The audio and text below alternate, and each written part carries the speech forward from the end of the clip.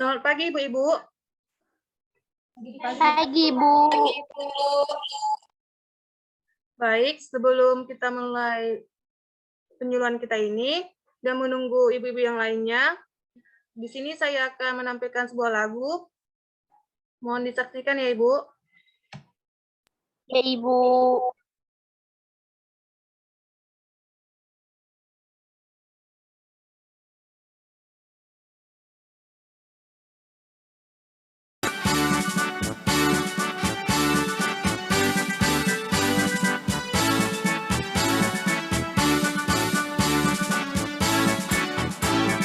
Mari kita menjaga kebersihan tubuh kita dari serangan kuman.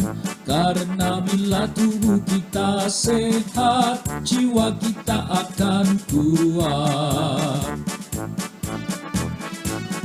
Mari kita menjaga kebersihan tubuh kita dari serangan kuman. Karena bila tubuh kita sehat, jiwa kita akan kuat. Rajin menggosok gigi agar gigi sehat dan kuat. Keramas pakai shampoo agar rambut sehat dan rapi. Aduk lagi. Sebelum kita makan, mari mencuci tangan. Setiap pagi sore, mandi dengan sabun yang wangi.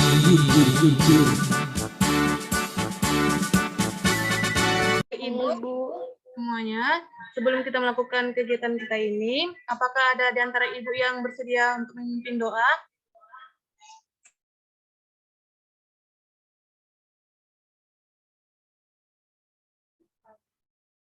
Baik, Ibu-Ibu semua, mari kita bersatu dalam doa dalam nama Bapa dan Putra dan Roh Kudus. Amin.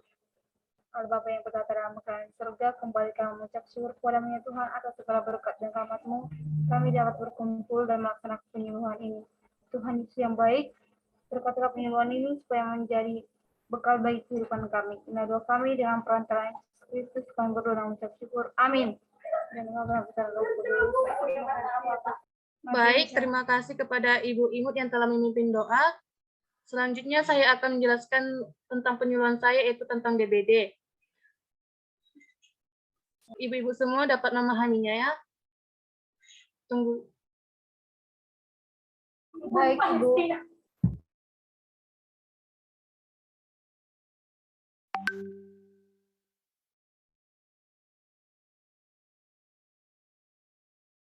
Waspada DBD di lingkungan masyarakat atau di lingkungan ibu-ibu ya. Ya, Ibu.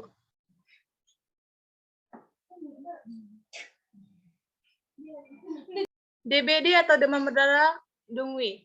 Penyakit DBD adalah penyakit infeksi virus akut yang disebabkan oleh virus dan terutama ini menyerang anak-anak dengan ciri-ciri demam tinggi, mendadak dan manifestasi pendarahan dan dapat menimbulkan syok dan kematian.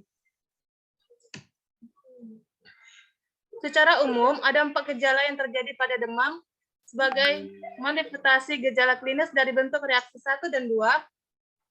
Atas keberadaan virus juga didapatkan pada demam berdarah. Darah keluar dan masuk ke dalam rongga perut dan rongga selaput paru-paru. Fenomena ini tidak segera ditangani dapat dipengaruhi oleh manifestasi gejala pendarahan menjadi sangat masif. Pengalaman dalam praktek dokter mengajarkan bahwa banyak ibu-ibu yang pada saat ini demikian ini.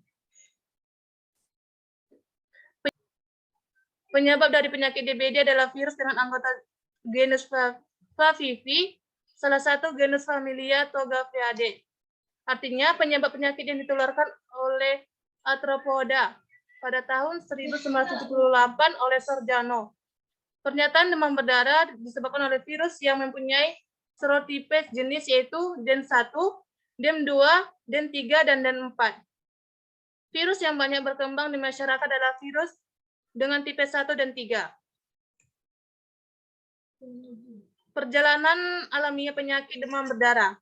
Yang pertama, fase prepatogenesis, di mana agen nyamuk Aedes aegypti sudah terinfeksi virus dari yang satu menderita penyakit DBD, tetapi agar belum menularkan virus pada host yang lain, sehingga tersebut dapat terinfeksi virus DBD.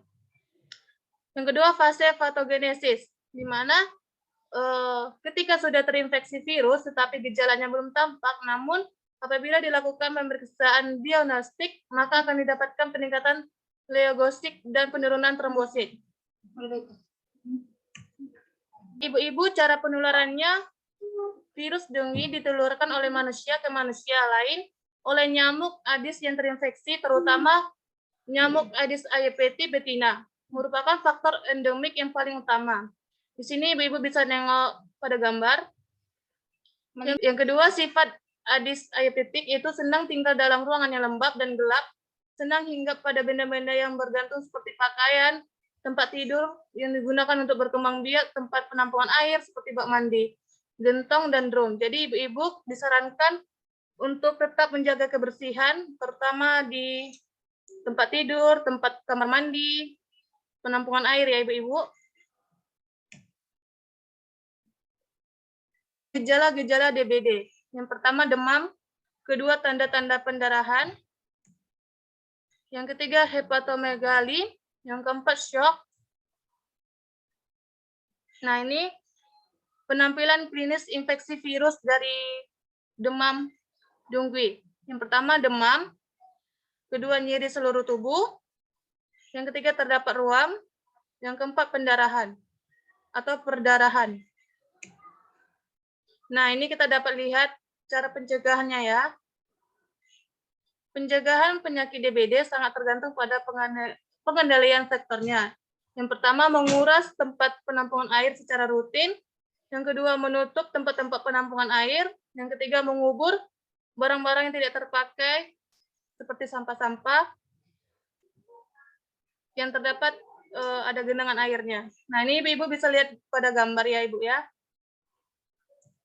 Yang pertama, wisatawan dapat mengurangi risiko terkena demam berdarah dengan melindungi diri dari gigitan nyamuk yang menyebarkan demam berdarah, biasanya gigitan pada senja dan fajar. Yang kedua, wisatawan disarankan jika mungkin untuk tinggal di hotel atau resort yang baik, disaring atau udara yang ber-AC. Yang ketiga, perlu dicatat bahwa demam berdarah adalah penyebab paling utama dari demam pada wisatawan kembali dari Karibia. Nah, jika ibu-ibu sudah terlanjur terserang penyakit demam berdarah, maka cara yang pengobatannya, yang pertama, banyak orang yang sembuh dari penyakit ini dalam jangka waktu 2 minggu.